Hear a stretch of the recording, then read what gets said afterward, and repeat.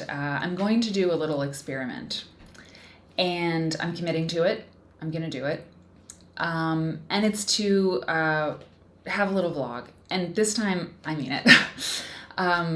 The first thing that I want to say, so this is an explainer video about what it is that I'm doing here. And I want to say thank you to my friend Vanessa Vargas Wilson, shout out, because she and I were talking and she said, you know, don't let perfection like stand in the way of you doing something you want to try, you know?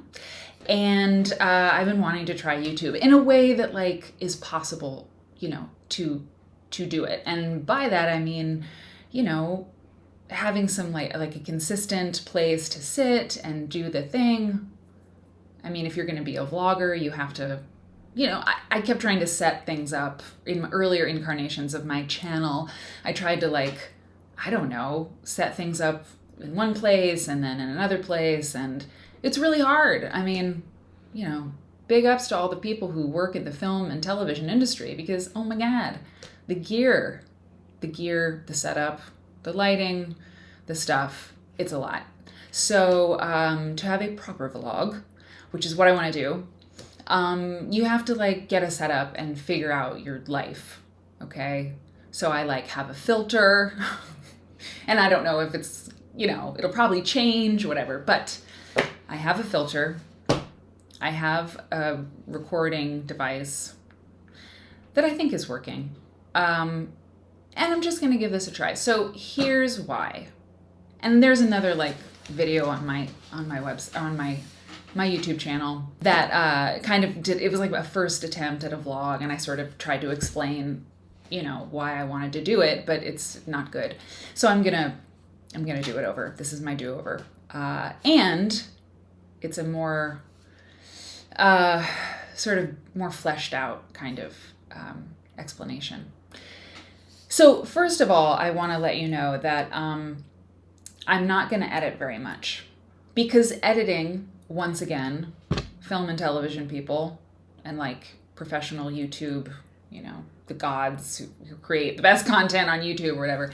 Yeah, editing takes forever. If you want to like do it right and like make it cool, you've got to really get good at editing, and people spend their whole lives getting great at editing. And it's too late for me. There's no way I can get really good at it unless I take like 2 years and learn editing. I mean, to get the basics, you know? I mean, I could edit out the drinking of a glass of water, but it takes like 10 minutes. Because then I have to find, anyway, it's a lot. The editing thing is probably the reason a lot more people don't do this kind of stuff, because anyway, and it's expensive. You have to buy the thing, and then you have to, anyway. So it's going to be pretty like, this is what you're going to get. If I go into a hacking coughing fit, or if I need to look something up online, which will happen from time to time, I will make a little cut, little one. Like right now, I need to get the statistic that I want to tell you. I forgot to write it down, so I'm going to get it. Okay, so I wanted to look up the statistic. 400 hours of YouTube are uploaded every minute. And it's 2021, so you may be watching this, you know, years from now, and you'll be like, 400 hours a minute, ridiculous, amateurs, you know. And if that's the case, the world is not long for the world, because YouTube is like really, it's a lot, you know. There's a lot of like gross stuff out there, and there's a lot of sad stuff out there, and there's a lot of like really, really random stuff out there that I just can't believe. It's like a YouTube video, like I don't know, like a blurry sort of like, I don't know, like out the window of your house, like just like, here's my house. I don't know. There's just a lot of weird stuff out there, a lot of it. 400 hours every minute of YouTube content uploaded. 400 hours every minute. So I guess one of the reasons that I decided to go ahead and do this is because no one cares. It doesn't matter. It's okay. I can make a vlog and have some fun with it. And it doesn't matter. It's a drop in the bucket, you know? Who am I to be so worried about failing, you know? It's really, my life does not matter. It doesn't. It does not matter. Certainly in the world of YouTube, it just doesn't matter. I'm not that special. So I'm going to do this. But what I was saying is that I like YouTube when there's a vlogger that I kind of like, you know, stumble upon. And the reason that I like that person, I mean, and the people that I like to watch vlog, these are not like big names at all. I mean, the people that I tend to like watching have like 7,000 subscribers, 20,000 subscribers, but not usually more than that. It's this like small ball vlogger world that I really enjoy. And I enjoy it regardless of what they're talking about, usually. I mean, I'm not gonna listen to a vlogger talk about like car repair. Probably not. But like the vloggers I like are like making crafts, or they're talking about, just their life, you know? Like there's this one, I just love her so much. And she talks about like what's going on with her health and like what she's doing with her diet and like just stories about, I don't know, her day. And the reason that there's a few reasons why I decided to do this now. And one of the reasons, we are recording, right? Okay, good. One of the reasons is one of my favorite vloggers stopped vlogging, like in a like very public way. She was like, I'm done, you know, I'm done. Like I'm hanging up my hat. I can't do it anymore. Like for whatever reasons, I'm really saying goodbye, you know. And it could be like a Jay-Z thing where, you know, she retires, but then she comes back, there's a comeback tour, whatever. But I was really sad because when you watch someone like that talk about their day for years, you know, they become familiar to you. And I was kind of a lurker. I didn't like comment much or at all, but I would just like to like turn her on in the room while I was doing something else. And it was like, yeah, it was on, you know, it was like a friend. I do have friends, real friends, but there's YouTube friends. I guess that's the point, right? There's these YouTube friends, and it's a very strange relationship, and it's dangerous because, you know, there would be a huge amount of, you know, trolling, I suspect, and just weirdness in the comment section. But at this point, you know, there's so many trolls, and that's so normal. It's normalized. It's normalized for people to leave gross comments or say cruel things or, you know, just tear somebody down on a vlog or any kind of YouTube video for fun. And I think at this point in 2021, it really doesn't matter anymore. You know, rape threats, I'm gonna kill you threats. It's like, oh, really? That again? Like, you know, dismissed. I think years ago it probably would have made me really upset to be like, you are ugly, or like, you move your hands too much. Who cares? Like, believe me, I know I move my hands too much. I definitely feel ugly sometimes. And no one cares. That's the thing, nobody cares. It's just somebody talking into a camera and putting it out in the public. And if you don't like it, and I can just imagine the people who don't like it, why they won't like it. There's a million reasons, you know. Bad production value, I'm not smart enough to talk about philosophy, we're gonna get there. All kinds of reasons, but the thing is, there's 400 hours of YouTube uploaded every minute. So move along, nothing to see here, go ahead, find something else. Because I'm going to read the comments, because I think I have to like approve or disprove them. I disprove your comment. I got mascara in my eye. We'll talk about that too in a second. Yeah, I mean, I have to like approve comments, I think. So I think I have to see all the comments. So the hideous things, I think I'll probably have to see. But I actually feel at this point in my life, I can handle it. I don't care. I think I don't care. We'll see. Because I'm going to say dumb things. And because I'm a person. I'm a human being. And humans are really dumb. I mean, like, wow, are they dumb? I love a lot of them, but pretty dumb. So I will totally screw up, and I'm willing to like deal with it. So okay, I like vloggers. The vloggers that I really like, and so I thought, well, my favorite vlogger is retired now, and it made me really sad. So I was like, well, maybe other people are like would like a vlogger that they could turn on in the background and just sort of have as company when they're cleaning the house or when they're getting ready, or or just because, I don't know, sometimes you just need something on in the background. And I didn't grow up in a household where we had the TV on all the time, but I think working for myself for many, many years as a writer and an editor, working at home alone, things could get a little quiet. And I know a lot of people, since the pandemic started, are working at home for the first time or have been working at home. And so you know what I mean? It's like, and the YouTube videos that I would watch, the vloggers, like I mentioned, they never talked about anything. Well, they would talk about quotidian things, right? Like what they did that day or what they're eating or not eating. But it was never like provocative material or like, I used to listen to Christian radio, actually. I did that for years. And the reason that I listened to Christian radio in the background was because, and Christian talk radio, was because, and I don't mean to I don't want to throw any shade, but like I wasn't really invested in what they were saying. I just wanted the company, and there weren't any ads, and there weren't any like shock jocks. They were just like people talking about your life for the Lord. And it was like, great. If I listened to the news, if I listened to a podcast or something, I'd get sucked into it. And most of the time I was just trying to do some work. So Christian radio, vloggers, whatever. So maybe I can be that for someone else. Yeah, that's why I'm doing it.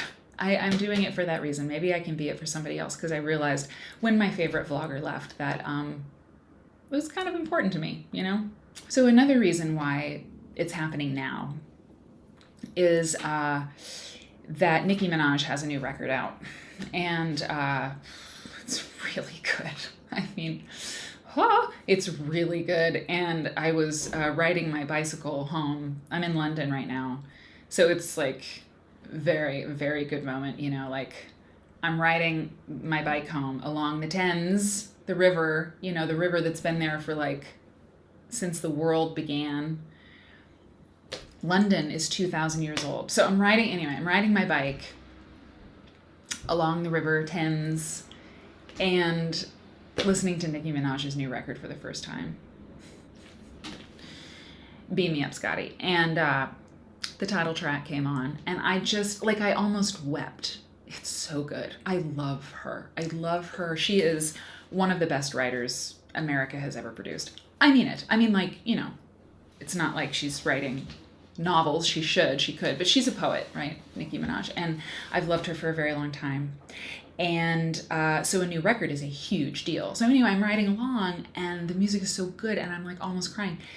And she just like, she's so badass. And she's just like, I don't care. I'm going to do what I want, And I think I'm the kind of person who does that, who like, I do what I want. And I do a little bit, but fear is a big, I'm afraid of doing certain things because I'm afraid people won't like it or I'll fail, whatever. But Nicki Minaj, she wouldn't stand for that kind of talk. So, yeah. So Nicki, thank you, because I'm going to do this partly because you made a really good record. You made another record. I mean, you could put anything. You could just do a record where you're reading the phone book. I would buy it.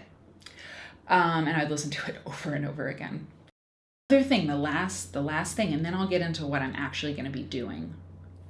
I think that's what I'm going to be doing.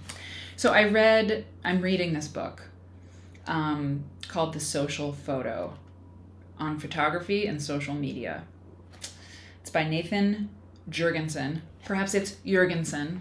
He's American. I looked him up on YouTube. Hello. So this book is very good. And when I was like, I think if I hold it up, it's going to be like weird. I learned how to put a filter on this thing. Oh, you can only see the eye. That's totally weird. I'll drop in a picture of the book. I'll do that much editing for you. Anyway, so this book is like examining, you know, the photography in the age of social media, essentially. So, you know, Jurgensen, who, yes, is a social media theorist. Fascinating. He's co-founder and co-chair of the annual Theorizing the Web conference. Interesting. Founder and editor-in-chief of Real Life magazine, which is very cool. I like it. And editor emeritus at the New Inquiry and a sociologist at Snap Inc., as in Snapchat. Interesting. So I looked this guy up. He's young. And he has, you know, he's cool. He's with it. But he's real smart. And he is talking about like what the social photo is. And he talks about how, you know, like it's not photography. Like I'm talking about like Instagram. He's examining like Instagram in particular, you know, at least in the part where I am. And, you know, real photographers, and I do mean real photographers, they are a thing. They exist. I know several of them. Like a great photographer is extraordinarily talented, and they know things that, you know, the mere mortals will never know. Certainly when we're taking like social media photos and Instagram posts and things like that. He's sort of positing it's not photography, it's social photography. It is a different kind of thing. It's not meant to be a photo. It's meant to be communication. And that, you know, a picture of like your lunch, even if it's a really beautiful picture of your lunch, isn't about your lunch. It's about, or of a great photo of your lunch, or food photography. It's about you communicating what you like and what you're doing and how you feel. And, you know, it's a mood. Your beautiful picture of your lunch is a mood. People actually say that now. And so the reason this kind of came into play with all of this is because I kept trying to fit social media photos, for example, into like real photography. Like I would take like these like atmospheric, like, you know, pictures of wherever I was. And I really enjoyed doing that. And the only caption I would give my Instagram photos when it was Instagram 1.0, Mary Fawn's Instagram, was just what it was. It was like just this austere, you know, like cryptic even caption, where if I took a picture of a statue, you know, the only caption would be blah blah statue by Rodin, you know, whatever, 1880. We'll see if I'm right. So I kept trying to make Instagram photography, and I never had that many followers, because it might be nice, the photos might be nice, but that's not what it's for. That's not what social media is for, according to Mr. Jurgensen. And so that was like kind of like a revelation to me. I was like, oh, I don't have to like make photos on Instagram, you know, like maybe I shouldn't do that. Maybe that's not what it's for. If I want to take like cool photos, maybe I should do that for me or whatever. So then I was thinking about YouTube in the same way, and I have not read all of the book yet. Yeah, I'm sure we will get to the YouTube stuff in this book. I hope we do. But I think like what he had to say about photography versus social media photos can be applied to YouTube. Like I've tried to do YouTube a couple times, and like I tried this and I tried that, and I sort of kept trying to make it like a short film. A lot of times I tried to do that, and I'm not saying I could succeed at that, but like there was a lot of like animation, and there was a lot of like pop-up stuff, and I love doing that. I do. But it would be my whole life if I really wanted to do it like that. It would be what I would need to do all day. And I do other stuff that I really like a lot. So I can't do it that way. And maybe that's not the point. Maybe the point of a vlog, or making YouTube videos, I don't know, is to just kind of do it like this. Just do it like this. And if you like it, if you don't like it, you shouldn't do it. Let me put it in terms of myself. If I don't like it, I shouldn't do it. But I like it. There's something that I really like about it. So I have to make it manageable. I have to make it sustainable. And I think I figured out how to do it. Oh God. I think it has to do with this, a little setup. We'll talk about the painting at another time. It's my favorite painting I've ever seen in my life. I bought it here in London at a flea market. It's Stephen Mallarmé. We'll talk about it. And so I've got my little setup. It's not like I have to reinvent the YouTube setup wheel every time I want to make a video. I can just sit down and do it, which is great. So I've got that. I'm gonna be kind to myself. I am gonna be kind to myself. I'm not gonna make myself do a pop-up thing or awesome extras. And so that takes a lot of pressure off, So here's what I'm gonna do. This is a test. Maybe one day I'll just start telling you about my life and what I ate today. I'm not gonna do makeup tutorials ever. Ugh. If I did, it would be hilarious. Maybe I should do it because it would be hilarious. But I used to be able to do makeup. I used to be able to do my makeup. And I thought it was pretty good. This was years ago at this point. But because years ago, probably with the advent of social media, makeup changed. Makeup completely changed. And because so many people this is my theory, so many people were taking so many photographs of themselves. And men do this too, but women in particular, a lot of women in particular, do the duck lip thing and the influencer thing. And so the makeup industry just it exploded. So there's all of this makeup now. And there's all of these YouTube videos, these tutorial videos where you can learn how to put it on. And it's like spackle. There's just so much stuff.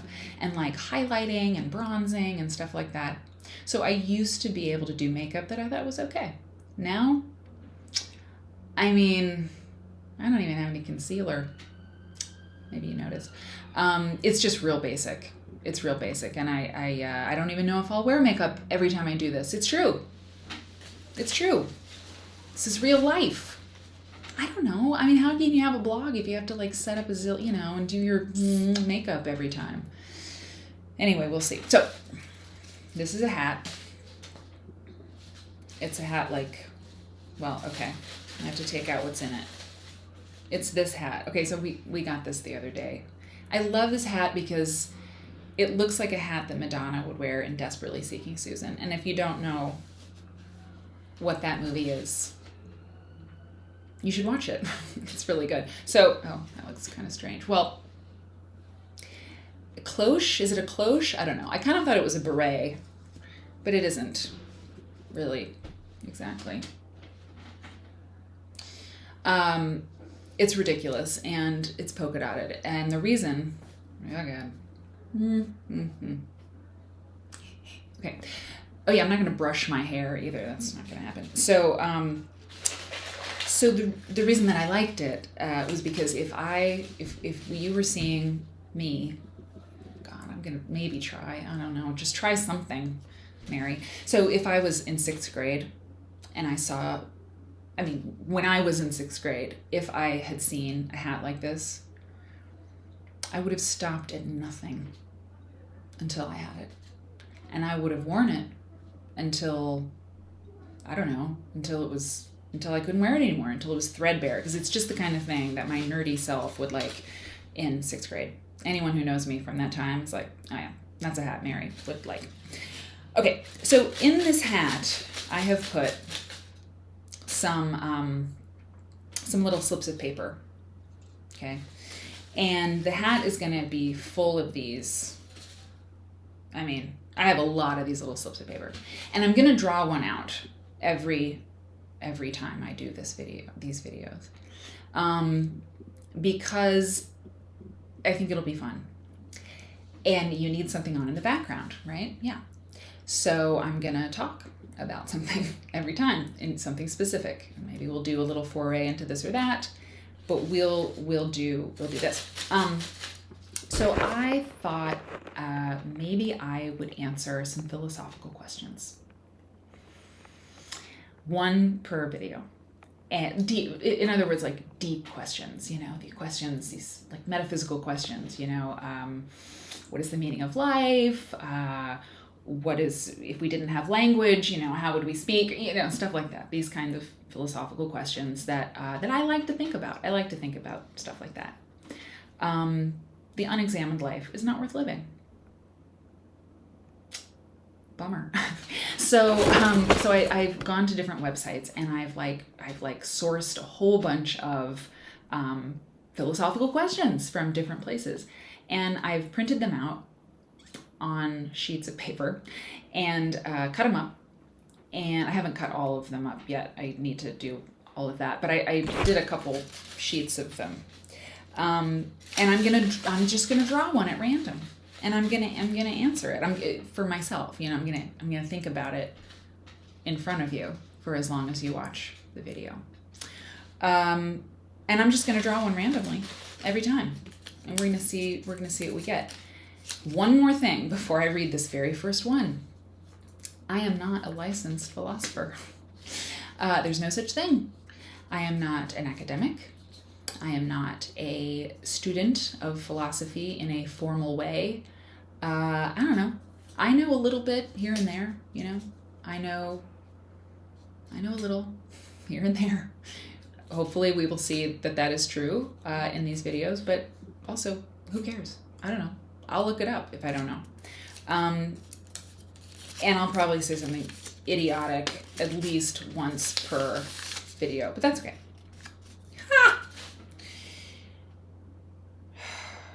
I did not plan this, okay? I did not. I mean, how lame would that be? Be like, oh, gee, let me find the question that I prepared earlier. No, I didn't do that. So I don't want to do that. That's not fun for me. Okay. Sorry, I know that's like blown out. I'm working on it. I'm figuring out the tech. This question: what do you think the long-term effects of so many people being glued to their screens will be? What do you think the long-term effects of so many people being glued to their screens will be?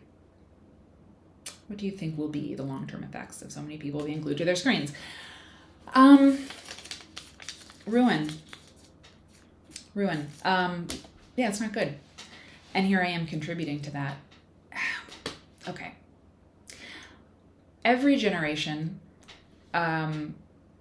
thinks that the next generation or the next wave of technology and, progress is the end of the world, People thought that, the radio was like the devil, people thought the radio was like weird and maybe people would never talk to each other again. The telephone, it was like, oh, no one's ever going to see each other ever again because we're just going to talk on the phone. Television, I mean, come on. The movies, everyone has, everyone knows, I think everyone knows that the generation of parents that had kids who freaked out about Elvis, I mean, they thought he was Satan incarnate. The Elvis the pelvis, they were livid. They're like, well, there goes the human race, because now everybody's just going to be having sex indiscriminately with each other. It's usually about people being afraid of sex and sex and what? And no one working or doing anything. Anyway, so, the movies, TV, rock and roll, there's always this resistance, or a lot of times there's a resistance against the new thing. And the internet is like the latest really big new thing. And so whenever I'm like, I think it's ruining the world, I have to stop and say, is that true? Or am I just at that part of my life when I'm like, I don't think this is a good idea, just because I wasn't on the front end of it, I'm on the back end of it. Pretty much. By the way, so I was born in almost 1980. So the only BuzzFeed quiz I ever took in my life was one that said, "Are you a Xenial?" Like Xeniennal. Xennial. Are you a Xennial?